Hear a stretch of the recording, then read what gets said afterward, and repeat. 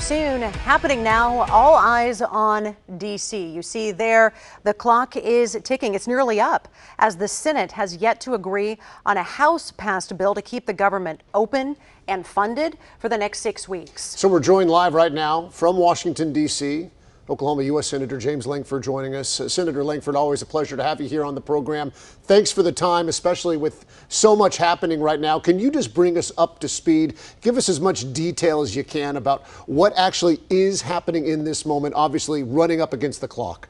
Yeah, we are running up against the clock. Last week, the House of Representatives passed a short-term spending bill called a continuing resolution. It keeps our spending at exactly the same level as what we have been in the past year for the next 7 weeks while we finish the negotiations. There are 12 bills that all have to be passed. None of those have passed yet. So the focus in the House was just keep us going, allow us to be able to finish the negotiations. It's what's called a clean CR. And so it just keeps things going status quo on that.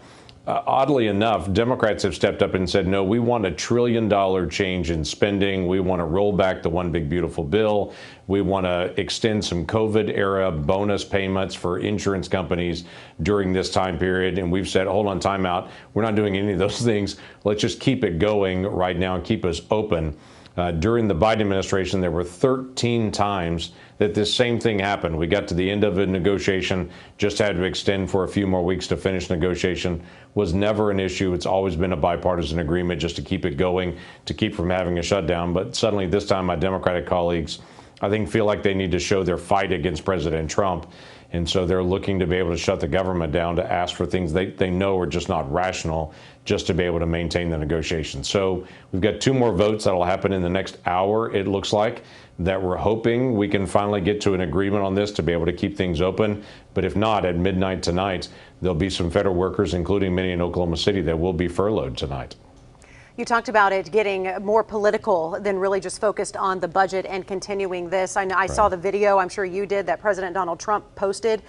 Do you find things like that to be helpful? And when you say that Democrats are just trying to kind of stick it to the president, and then you see him post something like that, what is your message when Oklahomans see this divisive back and forth when it's really just talking about government funding, or that's what it should be about?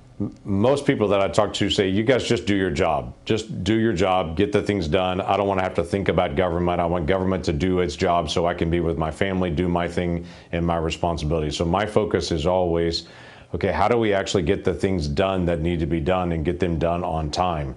So I think it's frustrating. A lot of people will look at the craziness and they'll just say, you know, I'm upset at everybody, and I get that. The challenge that we have, though, we still have to get the work done on it, because there are a lot of people that are federal workers and their families that they're counting on that they still get a paycheck for the work that they've already done, or to be able to continue to be able to do the work that they're actually serving their neighbors.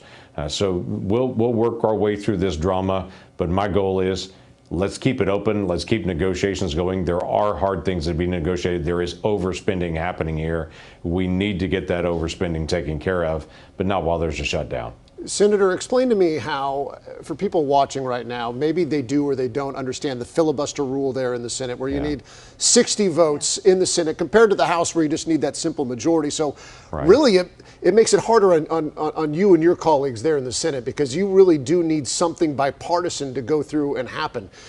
We were talking last week to Congressman Tom Cole when he was back home in Oklahoma, and he was like, listen, we did our part. It's on the Senate. But it's harder on you guys right now, because you really have to figure something out together. It is. Actually, it's tougher in the Senate, but it's a good thing. Actually, it's very American. We have to have 60 votes at any point to be able to move just about everything in the Senate, including a budget bill like this. That means grown-ups have got to talk to each other, have hard conversations. I know we disagree on things, but we're Americans. We disagree on things. Okay, let's sit down, talk to each other like adults, work out the differences, and then to be able to get things passed. The House has passed the short-term spending bill, and the ironic part about this one is 13 times during the Biden administration, we had something similar to this. Every time it came to the Senate, it passed with a bipartisan majority. Both parties came to an agreement and said, yes, let's just keep the government open while we're trying to negotiate. This time, Democrats are saying, nope, not going to keep the government open, want to do the resistance. We're trying to say, okay, stop. There are negotiations that need to happen, but it shouldn't be during a shutdown. So let's just keep the status quo while we finish the negotiation. I like that quote from you, Senator. You said it should be grown-ups having conversations. We have to have hard conversations, and we need to come to an agreement. Are you having these conversations? Walk our viewers through what this actually looks like. Are you just out in the halls at the Capitol having these conversations? Are you texting, trying to negotiate, trying to convert someone to come over to your side? How does that work? Yes, ma'am. All of the above on that. We've had hallway conversations. The Republicans met for a lunch. The Democrats met for a lunch separately, talk about all the different options. I've been texting back and forth with some of my Democratic colleagues today. We've been in hearings having conversations. There's a group of Democrats saying, I don't want to do another continuing resolution. I want to have things that I want to have. And we've said, okay, I understand what you're saying, but the House is not in session. They're not even here. If we don't vote on this tonight, literally we're going into shutdown mode on it. None of us want to be able to have that. At least most of us don't want to be able to have that.